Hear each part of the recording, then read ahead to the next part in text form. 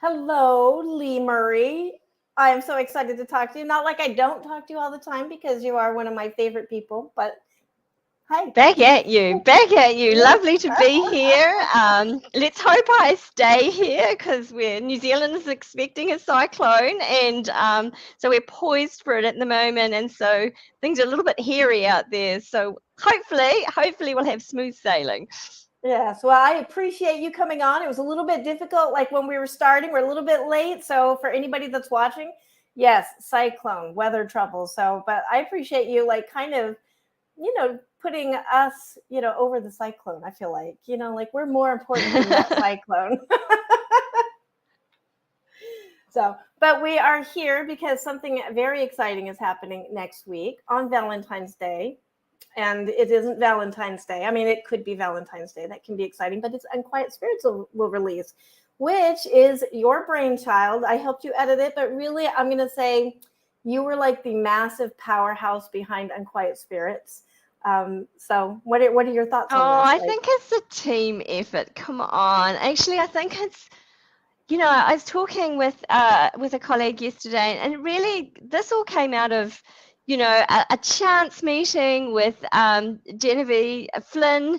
We were at GenreCon in Australia, and I tell the story a lot because it is beautiful, but it was just that two conscientious Asian girls turn up too early to a panel, and they get talking, and just that shared recognition of, us both, we couldn't help but fall into that trope, and the shared recognition of that, despite being modern and both living in Western countries, we still, we're stuck in this traditional Asian sort of tradition, and so we got talking, and it was just exciting to know that we both loved horror, and of course that's very not Asian and not female, and it's not something that women should do, and so just that connection, that spark was just fantastic. Hi Anita, and it was just wonderfully uplifting, and so that kind of sparked just the whole movement. And actually Frances Pye sent this beautiful poem yesterday about wild embers, and it is exactly like that little ember, and then we've got this groundswell of Asian women horror narratives, and like Genevieve, and and just I'm super excited about these voices that haven't always been heard, these new perspectives, which are not necessarily new perspective, but it's just they haven't been heard. And so really refreshing, and been wonderful to work with you, Angela. We know we can work together. We've done it before with Tortured Willows and Mark My Words and various other things, and just the way, just the flexibility and the way that we've been able, to bring this together, and just the way it's been very organic, and also all the crying. There's been a lot of crying. So much crying. And in a good way, not like the tearing our hair out. Oh my gosh, we can't get this organized, but just the poignancy of these narratives is incredible. And also I want to kind of say that it's been I've felt like crying at times, just in the way that we've had such wonderful responses, early responses to the book, from some really big names in ghost mythology and women's women's literature, and so I just think, and also just the fact that publishers have been interested. Lindy came on board, she just snapped at this, that Yeah. Black Spot Books wasn't doing nonfiction, and so the faith that she had in us was incredible. So, overall, it's just been a really exciting time. Now I just cannot wait to see this book in the world and out there for people to read and on people's coffee tables, and because it's a beautiful volume. I mean, the artwork is just stunning, and it has that lovely feel that just carries on perfectly from Black Cranes with the beautiful Greg Chapman cover. And in fact, the new re-release of Black Cranes, which comes out in March, also has a Greg Chapman cover and new interior and a fantastic afterword by Nancy Holder. And then the Tortured Willows cover that Kyra Star did for us, which was just fantastic. So just the cohesion and just the groundswell that's coming is making me very excited and tingly. Now, I know I've asked you this before, but I never get tired of hearing it. But back when you and Jean were first doing that meeting and you kind of ran into each other, and from that came Black Cranes, what do you think if somebody had said, oh, this is where it's going to be in like, what is it, 3 or 4 years now? Like, this is what it's going to be. And then tell you what happens because of that chance meeting. What do you think that you would say? Oh, I just don't think I would believe it. I just can't believe, and it's interesting because your name came up in that conversation, and Genevieve said to me, where are the women, and, where are the Asian women in horror? And I said, well, I met Angela Eureka Smith at the first Stoker Con I went to, and Rena Mason. And so your two names came up first. Well, that's 4 of us, and it was interesting because, and, I have to thank Rena. And you will understand this because you were at that StokerCon that Rena was organizing in Las Vegas. She was completely traumatized because everything was going wrong at once, when you're running a conference. And Las Vegas in general. It's just crazy. Exactly. And she didn't remember me even meeting me, which I thought, because she was under so much stress. But I remember seeing Rena, and she was doing it. She already had 2 Bram Stokers at that point. And here she was, clearly very respected in the community, and she was out there representing and doing it, and I just thought maybe there's a space, for Asian women in horror. So that was a really kind of pivotal thing for me. But also meeting you, and I remember we took a photo, and we had our conference badges up because we knew this was going to be significant. Somewhere down the line, it was going to be significant because we had that instant connection. I think we're at a diversity panel. And we were. I was actually going to say that was the first diversity panel that the HWA had ever done. Wow. Yeah. Wow. So like kind of like going back a little bit, I mean, the HWA has kind of been a leader, I want to say, in like trying to be inclusive and open and inviting all types of voices. So, and then look what happened with this, like, because you guys did this now, how many Tortured Willows, Black Cranes, Unquiet Spirit family do you think we have now? I mean, how many are just going to StokerCon this year? Yes, I think there could be 12 or 13, but not even that. Genevieve talked about it recently on an Unquiet Spirits panel. It's mothers, and my daughter is in Unquiet Spirits. And she wasn't invited to this anthology. She's managed to sneak in there, and that's a story in itself. Just the conversations that are being had with mothers and daughters and aunts and sisters and wider community family, and then I just think it's very exciting to have a dialogue, to say this is our perspective, this is what it is to live, as an Asian woman in contemporary society, and these are the constraints and the traditions and the expectations placed on us, and the way they make us feel, and also that aspect of the diaspora. You're displaced from that culture and sometimes disconnected entirely. And I think of Kay Pikolsky's fabulous essay about 100 Livers, about the fox spirit and the loss of her own mother and that disconnection from her culture. And and some of the others talking about the diaspora moving from different places, Yeah. and therefore, I mean, Yvette spoke about it, way more articulately than I can, about how, she didn't really grow up, and people didn't grow up with that Asian culture, Chinese culture, because she lived in the Philippines, and so, and it was kind of not spoken about, and Right. so that's the whole point, isn't this unquiet movement is, this is our perspective and we'd like to be heard now, please. I think, Yeah. that's it's super exciting, isn't it, Angela, to be part of that. And these new voices, they're so talented. Oh my gosh, Yeah. these new voices are so talented. It's like, whoa. Yeah, but it is like, I feel like it's like the way has been paved now. So there's so many other projects, because we had the three kind of go through.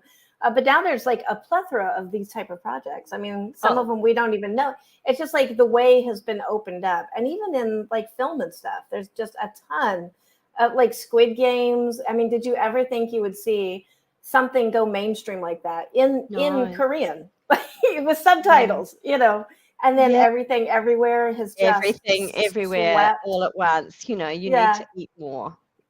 Yeah. Just that line just still speaks to me. Yeah.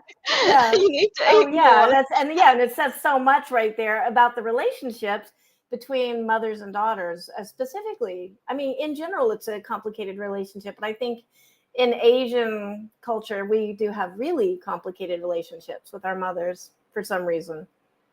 Yeah, totally. I mean, I Yeah. just think that film really spoke to me in a way that other films haven't. It just Mm. seems like my experience was kind of summed up there just beautifully, and Yeah.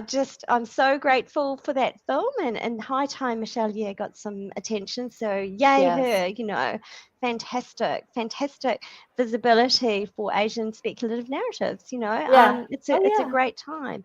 And I think I've said it before around Black Cranes, the timing was interesting because there was an interest in Asian horror simply because of kind of the backlash after the pandemic, and so Yeah. people were interested in saying why is there this tension, and I think people were interested in learning more about our perspectives and how it is to live this way and what it might be to be spat on in the Yeah. street or whatever, and Yeah. why is that animosity there, and it's very interesting. And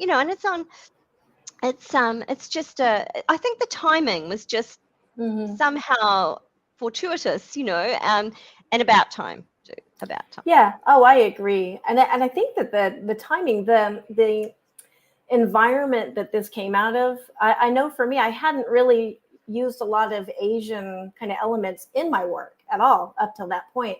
But because of all the appy hate, it was kind of like, by God, that's all that I'm going to write now. If you don't like it, it's in your face, so don't read me then, so Yeah. I kind of wonder if that's a little bit too, as we were quiet, Yeah. you didn't write Asian things because who would want to read them? Well, you don't That's, talk about those things. yeah, Also, it's sort of kind of unspoken rule in yeah, families. You don't talk about those things. And yeah. some things you just kind of learn through family that you're just not supposed to Hmm. talk about. And Yeah, here we are being unquiet and actually talking about them. And I think that's kind of special. I mean, yeah. and crying about them. I mean, you and your Nuka Kubi, I mean, the whole Tortured Willows, when you were writing those poems and you kept saying to me, oh, I can't do this. I'm down a rabbit hole Yeah. of research and learning so much about myself. And I think that's also part of it, isn't it?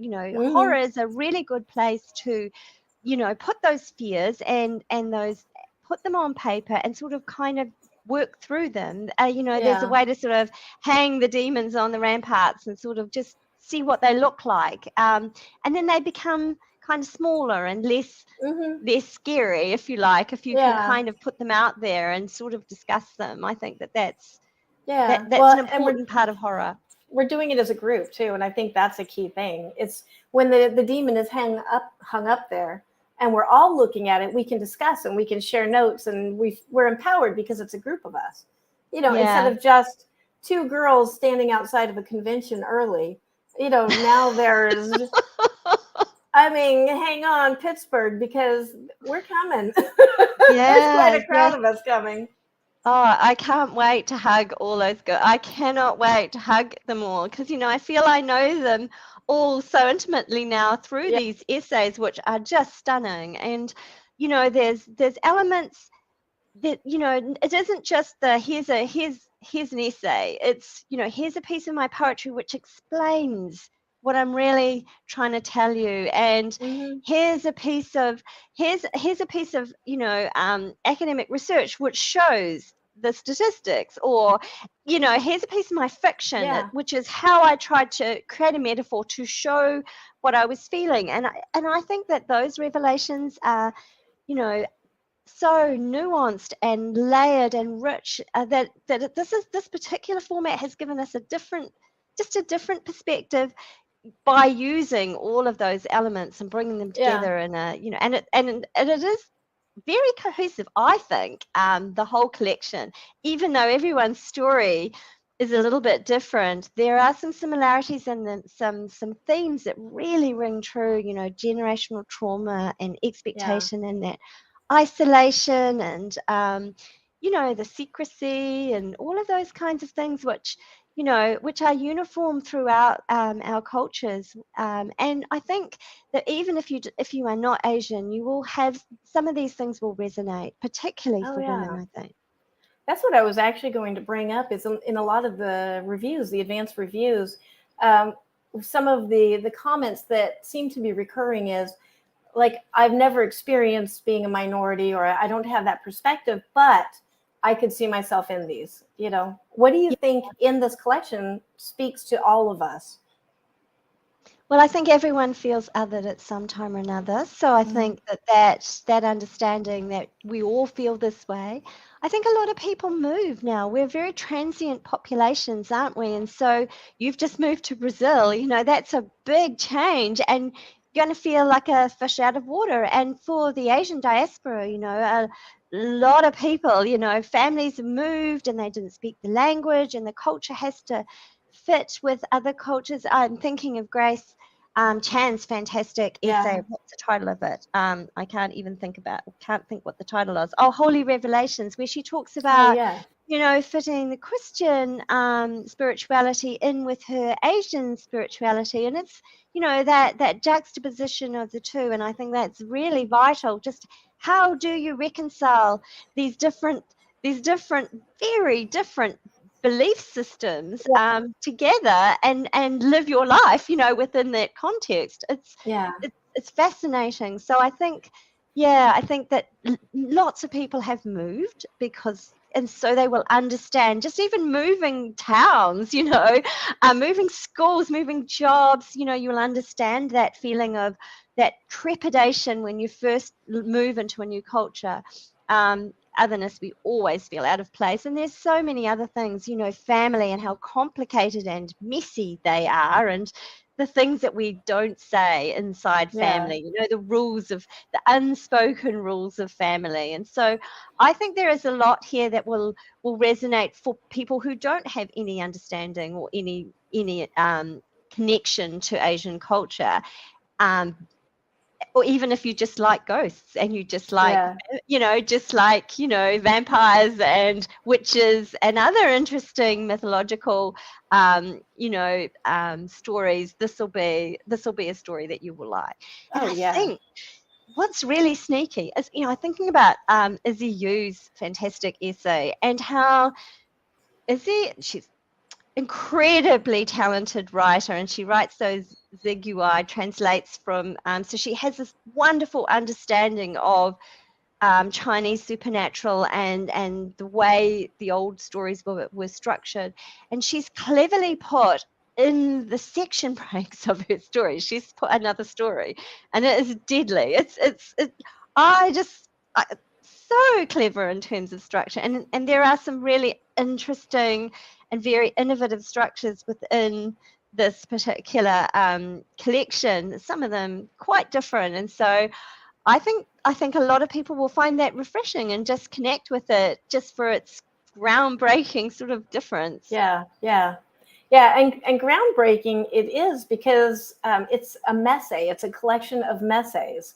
Can you, and I know you know all the answers to this because this was kind of your approach from the beginning. Can you kind of talk about that, address the messe approach and what is a messe? Yeah.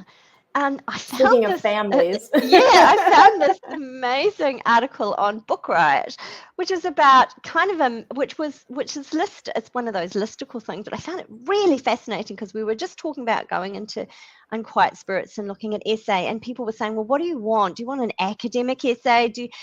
What really is the flavor of this, and how can I put myself in an academic essay? And we said, no, what we want is something very accessible.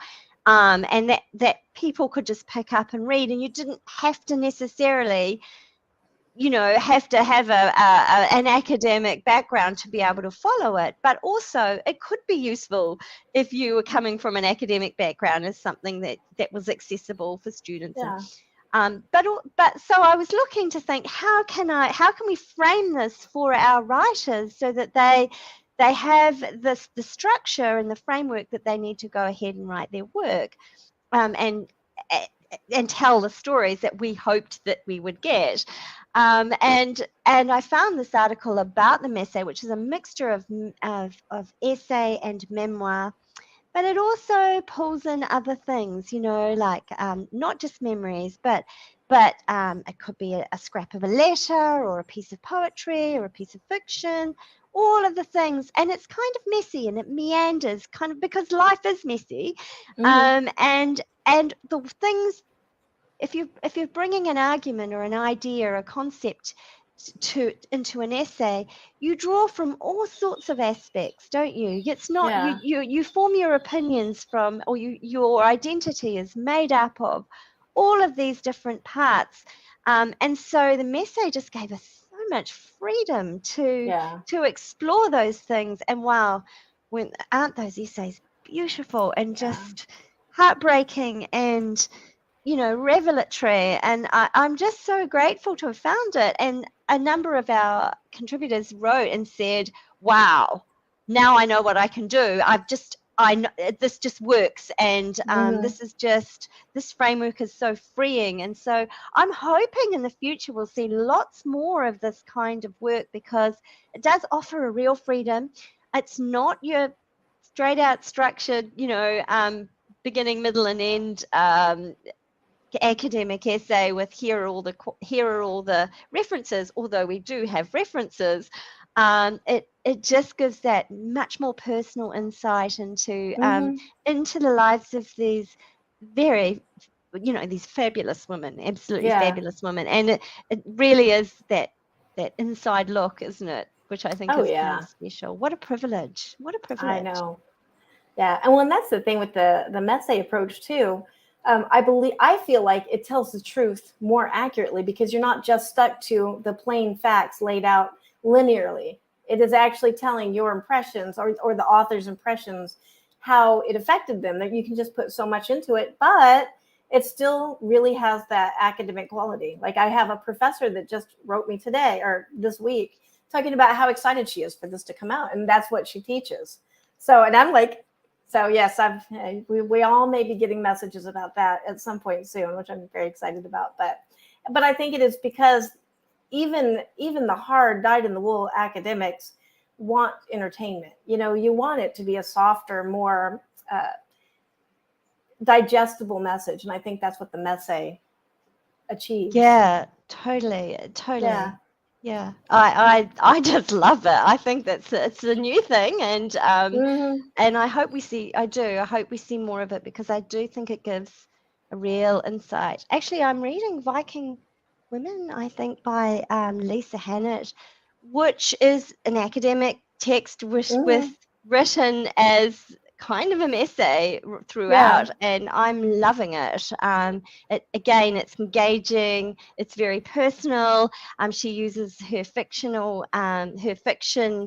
creative writing skills and gives that real. So again, it's that same sort of thing, also women's narratives. And so she's telling untold stories, stories that have been, this is the wife of, and that's all you know. And she's actually creating and bringing together those narratives in a really rounded and just so engaging. I'm absolutely whipping through it and loving it. So that same sort of thing. And I do think that this is it's a way to go, and particularly for women's stories, which have kind of been, as we've already said, unquiet. You know, we haven't been, those narratives are kind of lost between the lines, aren't they? You're someone's wife, you're someone's daughter, I mean, even the titles of, you know, the so-and-so's daughter, you know, you hear it so often, but you're attached to someone, you're not your own self. So I'm excited for it. So yeah, that was actually something that came out in one of the recent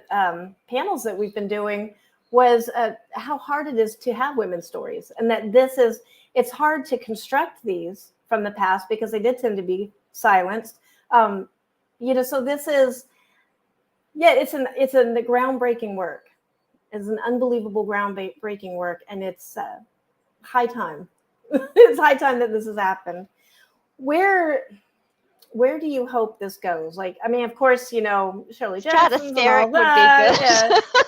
But what kind of impact, and I totally agree with that, but what kind of impact do you hope that this achieves on the world in general? Besides, you Look, know. I hope there's some young, you know, women out there who read this and see themselves and feel connected. I think that would be, I never saw anything with I mean, we've just been talking about everything, everywhere, all. I never saw a film growing up that kind of represented me. And so the excitement of seeing yourself represented is just huge. And I know I talked about this with Tortured Willows and my poem about the girl with the bellows, you know, the girl in Mal's Last Dancer, and my mum taking me to see that movie for this 3-second little clip where a little girl in a village in China is using the bellows to keep the fire going. And when she went back to China, she's born in New Zealand, but when she went back to China to go to school, her family took her back for a brief time. She was the little girl, the toddler, who blew the bellows to keep the fire going in the little village, you know, and she said, that was me, that was my job, that was me. And so representation means so much. So I do hope that we provide that point of connection for some young woman out there who's reading, thinking, where do I belong? Where do I fit in the world? I do hope that will be the case, but also that other people will read this and see themselves and see those connections, see that, have those insights and understand just what it is for the, you know, to live as an Asian woman in today's society, and all of those different those constraints. So I have lots of hope. I hope it goes into the stratosphere and we actually make some money. That would be nice. Wait, what is money? What is this money that you speak of? Show us the money, people. You know, look, it'd be wonderful if, you know, some of these stories were picked up for anthology film, because I think that would just give us another perspective. But look, that's down the line. We've got to get it out on the day. So next week, and I'm also excited that you know, it just adds to the body of literature in this area, and the women in this group and this Unquiet Sisterhood, which is just getting big. It's just getting so big now. We are learning about new writers coming through all the time. Just what else is coming? You know, we know about Genevieve's fantastic, you know, Red Dowager novel that's coming. We've got I's fabulous novella. I know Christy's working on a Secret Squirrel project, KP Kolsky, and I cannot wait to see that happen. And so, you know, Rena Mason's working on a film script. So I'm just super excited. I know Grace Chan's just put out her first novel, Every Version of You, which has I do feel it has that generational issue. It's a very futuristic science fiction novel, but there's aspects of that which are very Asian, and it's a fantastic read. This group, Yvette Tan's just put out Siki Ho. It's just amazing. Just some really exciting stuff coming. So I just think, the body of literature that's coming out of this group, that's another thing. And so if this particular book creates, a new readership, then their work will also, it's that whole snowball thing. I hope that happens. Yeah, it's in a way, I think of it as almost like giving permission. Not that we need permission, but that was, like where I said I didn't write anything Asian, and then I did. That started with Brian Theowara saying, "Why don't you put anything of you, culture into your work?" And I was like, because people don't want to read that. That was my answer. And he said, "Try," and made all the difference. And so I kind of feel like that's what's happening with this is we're being that voice continued. This book and Black Cranes and Tortured Willows is that voice continuing saying, why don't you put yourself into your work? We do want to read it. And that is what all of the amazing response has been, is we do want to read this and we need this. I mean, the readers have been so enthusiastic for each of these. I mean, I never expected Black Cranes to do what it did, in the beginning. So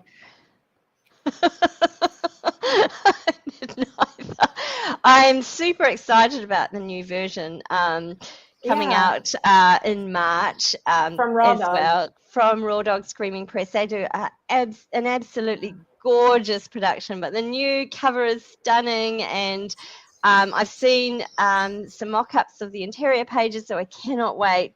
They're just beautiful. It is beautiful. Yeah. So it's really lovely to have a new life. I have that cover up in the corner, and then of course here is the original cover. Look at all those award stickers on that book. Oh my gosh. And then of course we have this, and so all of the books have matched. Of course I don't have Tortured Willows up here that I can share, but here we go. Oh, there we go. There we go. Yeah, and I actually have it behind me. But that's one of the super cool things, I think, is the different, it was 3 different artists and they have matched it so well. I mean, just to make this a continuous body. And that's one of the things that people keep saying, or that I keep hearing back, and I know you're hearing back, is that this is unprecedented. It is a trilogy of 3 genres, 3 publishers, but the same voices, the same message coming through. Yeah. So. Yeah, and in different forms. So if you don't like, if you like to read short stories, then Black Cranes is the one for you. And if you like poetry, then maybe Tortured Willows is the one for you. And if you like essay, that's the one for you. So so there's something for everyone there. And I can't wait to see what else is coming. So super exciting. And I do want to thank all of our contributors, because wow, they really brought it. This book is way more than I ever expected it would be. I knew it would be good because the women involved were already just incredible, but I had no idea. And seriously, the tissues I went through when I was editing this book. And the impact returned. I mean, it seems like I've gotten so many stories, so much feedback, what I keep hearing. And I'm really excited when we all get together at the get-together that Frances is organizing. But the message that I keep hearing back from the contributors is, this changed me. Like, working on this has affected me in different ways. And so it's no wonder it's affecting the reader so much. This is life-changing all the way through for everybody who's had anything to do with this book. But I think all 3 the authenticity and the honesty and the rawness of some of these narratives is just, you can't help be touched, can you? Yeah. You just can't help but feel something. And I really, super excited. Cannot wait. Just want to have the book in my hands. I know, and unfortunately for both of us, we're going to wait a little while because now, I went to Brazil, so it's not going to be very fast that I get it. You're in New Zealand, so. That's right. It's going to be worth waiting for. It's going to be worth it. It will. All right. Tell everybody not only where to get this, like from Black Spot, all the places it's going to be, what's coming up, because I know we have the UK Ghost Festival panel coming up. We've got another panel. We've got a bunch of things ahead for, almost said Tortured Willows, Black Crane, Unquiet Spirits. And then tell me what you're doing and where we can find you. Okay. So what's coming up for Unquiet Spirits. Yeah, where Well, can we obviously find launch it? day on the 14th. You can find it anywhere good books are sold, or ask for it at your library and they will get it in for you. If go to the Black Spot Books website, you can pick it up there, or you can pick it up in all the major online retail sites. So yes, and UK Ghost Festival, which is this weekend coming. Yes, I think it is. And, Actually, I'm zipping over to my calendar real quick. just check, because we've got so many time zones working. Oh, it's the 15th. It's going to be Yeah, the and we 15th. have a whole group of our contributors, and I think Lindy Ryan is moderating that one at the UK Ghost Festival. So they'll be talking about the ghosts within and the spirits that we have looked at in Unquiet Spirits. Amazing panel there. I think there's a small fee for that one. If you're registered for that conference, definitely get along to that, because that's going to be a fantastic discussion.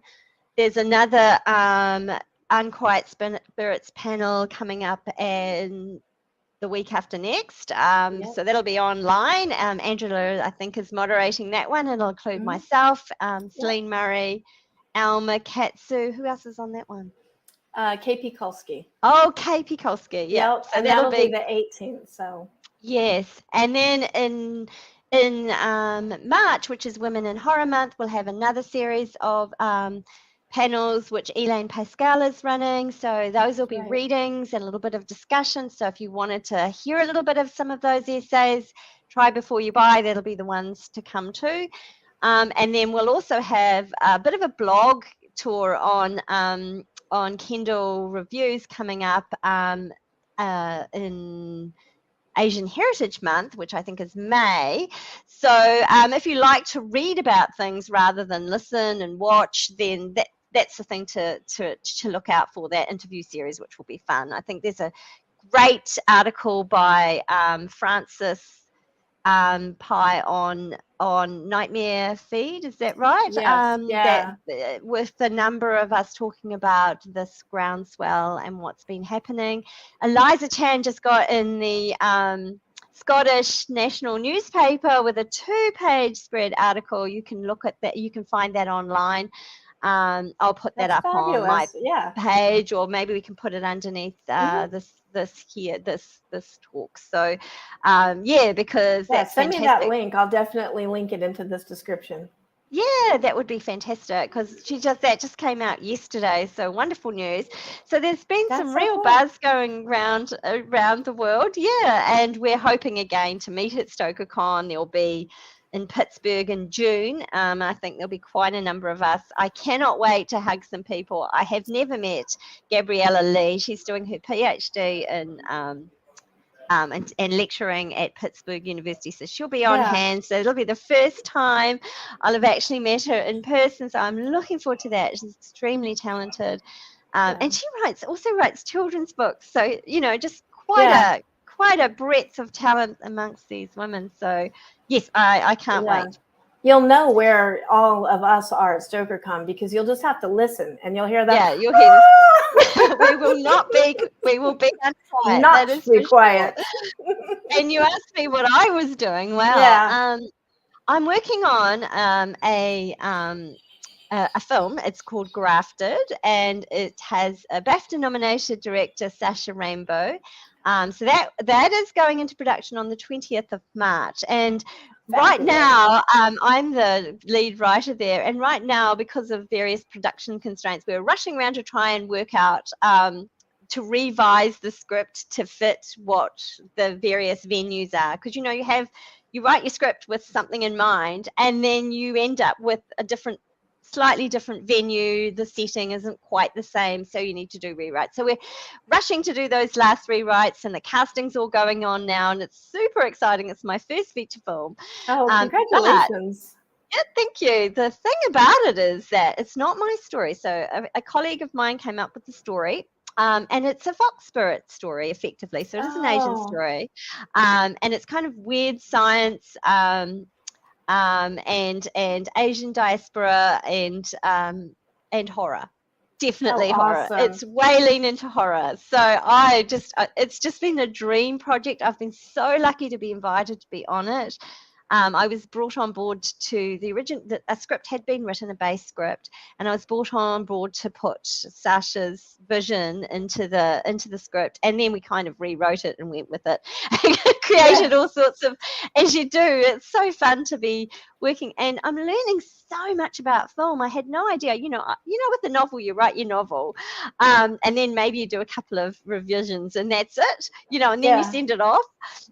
Well, with the film, it seems to be like 40 or 50 revisions, depending on, who's looking at it. So you need a different film and different style of film script for the funding people, and then the distributors, and then when you get to the line edit point, you need to do different things, tighten it up, bring it down, all of the so it's quite an organic thing. And I'm guessing that when the acting talent comes on board, they may add their nuances as well, and so it will still it's a very collaborative so I'm loving it. I'm having a great fun time, but wonderful to be able to sort of see an Asian themed horror come to life. It's been super exciting. That is no so cool. idea.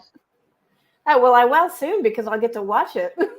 Well, yeah, I don't know. Well, not soon, but yeah, I know how these things go. They take a while. They do take a while. I don't know. I'm fingers crossed. It'll, the filming will be just over a month, and That's because awesome. of course you've got to bring everything together. So, and then I don't know how long editing and those sorts of things go. But having so much fun. Well, where can we watch for updates on that? I don't know. Maybe you can check out my website, which is leemurray.info, and I'll try and update my newsletter, which I don't think I've done for about 6 months because I've been a bit busy. Yeah, that's the big kicker, right? That's like just kind of the balance of like, we have to talk about these things, but if you're really busy doing them, then it's really hard to share them. Yeah, it is. But these little things are fantastic, aren't they? When we can just chat about them and mention them, and hope that, look, when it comes out, I'll be screaming about it. I'll just be super excited. I'm actually going to, and I think I forgot, it may be there already, but I'm going to put a link to your website in the description as well. Thank you. Have that. So, and now I just have one more question, and then we're going to be closing out on the Publisher Showcase video of the week, which is a beautiful piece called The Lovely Luminosity of the Italian Language by Amanda Hayden, who, just interestingly enough, is the Poet Laureate for Sinclair College and Professor of Humanities for Philosophy, Environmental Ethics, and World Religions. So, and we had a lot of discussion about Unquiet Spirits the other day. But that is who our poet is for this week. So that will end the show. But my question for you, and this is something new that I want to do with everybody who comes on here, is what is on your desk? Can you share something personal on your desk so that we can get a feel for who is Lee Murray at work? I'm going to share something that sits in my pen holder. Oh, nothing incriminating, right? That looks like it might be incriminating. No, well, not really. No, Angela, stop that right now. My goodness. Unheard and unseen. This has got a string on it, and often this is a purerahua, which is a Maori musical instrument. This particular one was made for me by my son's friend Ernesto Mejia. And they're often decorated with Maori carvings and wools, and they're really beautiful. They can be made from stone, but they're generally generally carved from wood, and they can be small and put around your neck. But this particular one is made from a piece of natural native New Zealand wood. And what you do with these is you spin them around your head, and they make this whirring sound. So they're actually a musical instrument. But one thing that's amazing about these is that they are also they attract lizards. They attract lizards No, they attract flies, or they sound like flies, so they attract lizards. There you go. So they had this bzzz, whizzing, Okay. whirring sound. But they also are a conduit to the gods for the Maori Oh. people. So you can spin one of these, and they can call up the dead and the waira, or the spirit of the dead.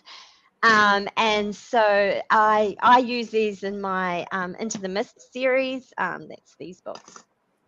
Um, into the Mist, Into the Sounds, Into the Ashes. Um, oh, here's a German version of it. Oh. And yeah, as a sort of conduit. So my matakite, or a seer, or someone who can speak to the dead, he uses this in order to connect to the spirit world. And it's a little bit like an Asian culture, when you burn hell notes. So you Mhm. burn bits of paper, or bits of, basically you're burning money in order to send that prosperity to your ancestors in the afterlife.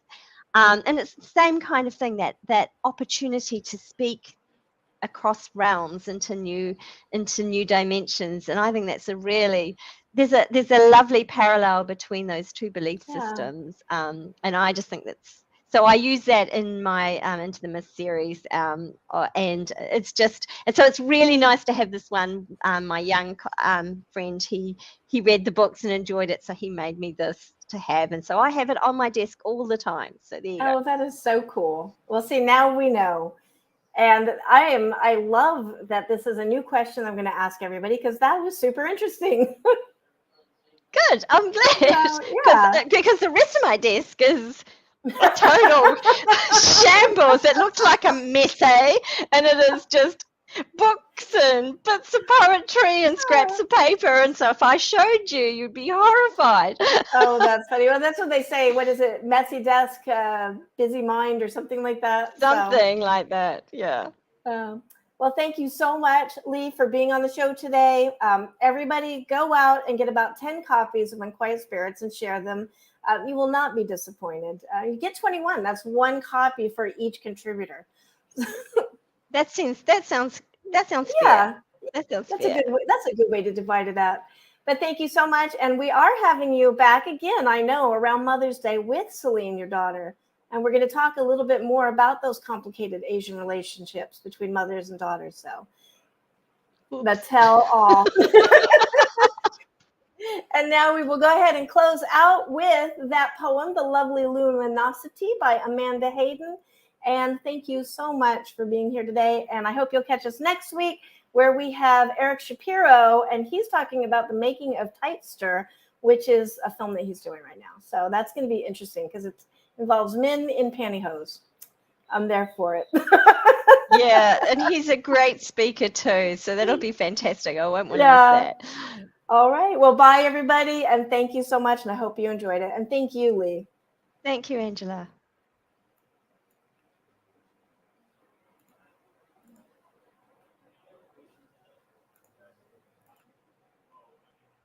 The lovely luminosity of the Italian language. There is only one answer in Italy when asked, "How are you?" Molto bene. Very well, thanks for asking. How could I not be?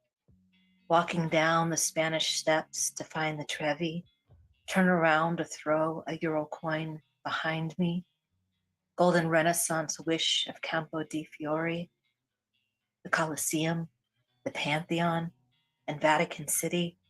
Take me down where the Sistine Chapel is so pretty, with exquisite adorned walls that smell like rosemary, and old smoke like the guy leaning over his balcony, displaying both his cigar and Italian flag so proudly. I could not have prepared for St. Teresa in ecstasy, breathtaking, pierced love in Bernini's divine beauty. I cannot stop thinking about her until I see David Bowie, sexy screen time at the chic little restaurante, where spinach swims and swirls in a luxurious olive oil sea, listening to the Italian flutter for winged words around me. per favore, arrivederci, grazie, sto bene, convinced no other language could ever sound so lovely.